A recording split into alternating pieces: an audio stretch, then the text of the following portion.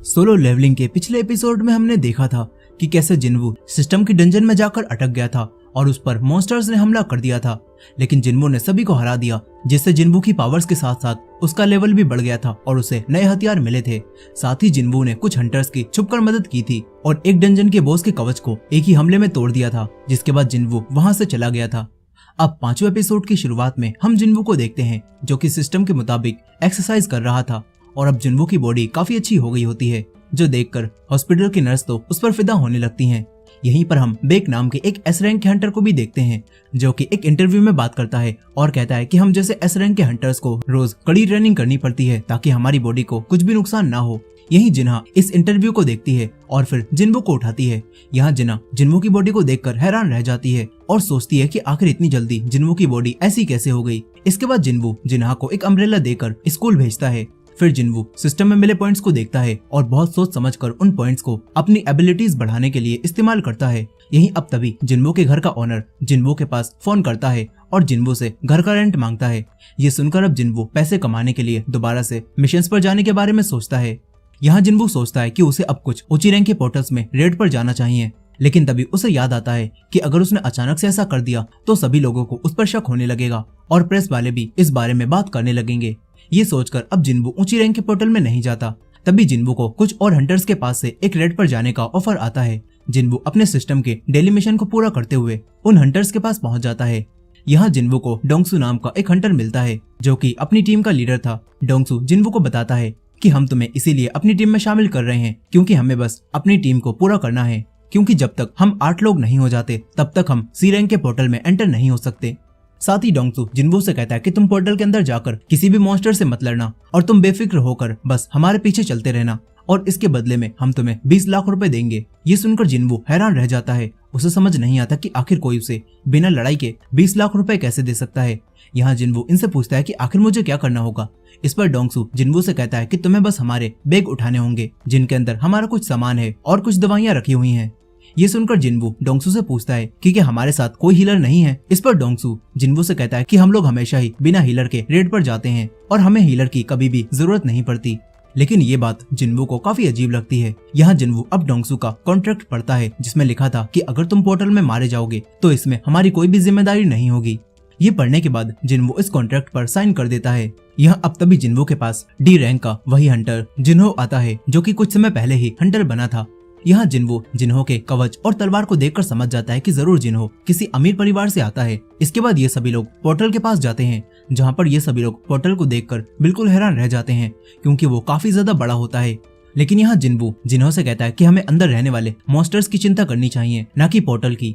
जिन्वू जिन्हो को बताता है कि खतरा अगर बी रैंक या फिर उससे बड़ी रैंक का होता तो इस काम को हंटर गिल्ड ही संभालती, लेकिन ये पोर्टल सी रैंक का है, इसीलिए ये ज्यादा खतरनाक नहीं होगा। मगर यहाँ जिन्वू की बातें जिन्हो को समझ नहीं आती, क्योंकि वो हाल ही में हंटर बना था।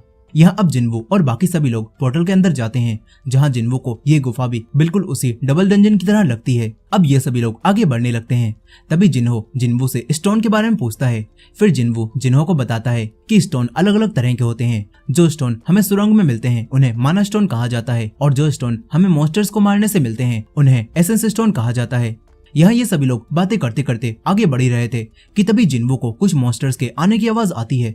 जिन्वू सभी लोगों को चेतावनी देता है और बताता है कि कई सारे मॉन्स्टर्स हमसे लड़ने के लिए आ रहे हैं। ये सुनकर सारे हंटर्स लड़ाई के लिए तैयार हो जाते हैं और तभी इंसेक्ट जैसे मॉन्स्टर्स इनकी तरफ आने लगते हैं और इन पर हमला कर देते हैं। फिर ये सभी लोग इन मॉन्स्टर्स से फाइट करते हैं और डोंगसू और उसकी पूरी टीम मिलकर मॉन्स्टर्स को बड़ी ही आराम से खत्म कर देते हैं। यहाँ डोंगसू जिन्वू से पूछता है कि आखिर तुम्हें ये कैसे पता चला कि मॉन्स्टर्स हम पर हमला करने आ रहे हैं। इस पर जिन्वू कहता है कि मैंने तो बस अंदाजा लगाया था।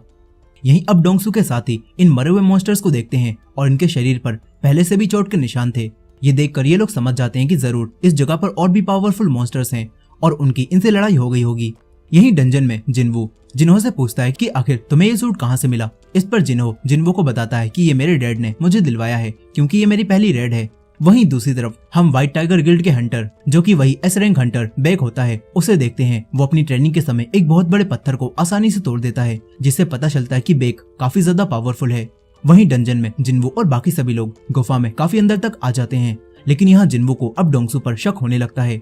साथ ही ने यहाँ पर इस सुरंग में कोई भी जिंदा मॉन्स्टर नहीं मिलता और यहाँ पर सभी मॉन्स्टर्स मरे हुए पड़े थे।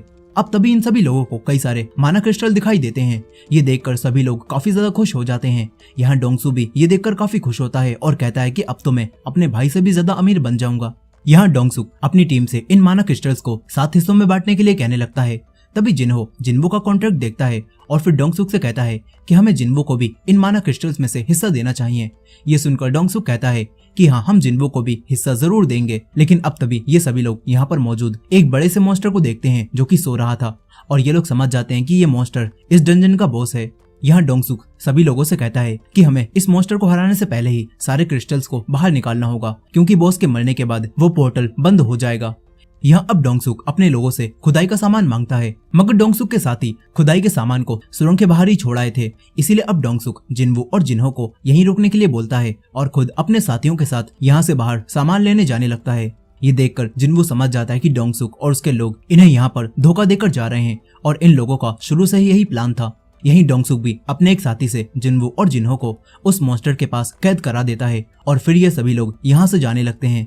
यहीं जिन्वो को अब सोंग की वही बात याद आती है जब सोंग ने उसे बताया था कि इस काम में कुछ ऐसे हंटर्स भी तुम्हें मिल सकते हैं जो कि अपने से छोटी रैंक के हंटर्स का फायदा उठाते हैं और उन्हें तहखाने में फंसाकर उन्हें मार देते हैं और कभी भी पकड़े नहीं जाते। यहीं डोंगसुक से धोखा खाने के बाद जिन्वो और जिन्हो को काफी दुख होता है। यहाँ जिन्हो जिन्वो से कहता है कि अगर मैं उस कॉन्ट्रैक्ट के बारे में बात नहीं करता तो शायद डोंगसुक हमें मरने के लिए यहाँ नहीं छोड़ता। मगर ये सुनकर जिन्वो जिन्हो से कहता है कि डोंगसुक और उसके लोग पहले से ही हमें मारने का मौका ढूंढ रहे थे और अब वो लोग हमें यहाँ पर मरने के लिए छोड़ गए हैं। यहाँ ये दोनों बात कर ही रहे थे कि तभी इस डंजन का बॉस भी नींद से जाग जाता है और इनकी तरफ आने लगता है। ये देखकर जिन्हो जिन्वो से कहता है कि तुम पीछे रहो, मैं इससे लड़ता हूँ। मगर जिन्वो जो कि अब पहले से ज्यादा ताकतवर हो चुका था, वो अब मॉन्स्टर से लड़ने के लिए पूरा तैयार हो जाता है और जिन्वो इस डंजन के बॉस से लड़ने के लिए जाने लगता है। और इसी एंडिंग के साथ सोलो लेवलिंग के एपिसोड 5 की कहानी भी यहीं पर खत्म हो जाती है। दोस्तों, ये थी सोलो लेवलिंग के एपिसोड 5 की फुल स्टोरी। आई होप कि आपको ये स्टोरी पसंद आई होगी। वीडियो पसंद आई तो वीडियो को लाइक करना मत भूलेगा और हमारे चैनल पर नए हैं तो हमारे चैनल को भी सब्सक्राइब करके बेल नोटिफिकेशन को ऑन कर लीजिएगा। मिलते हैं नेक्स्ट वीडियो में।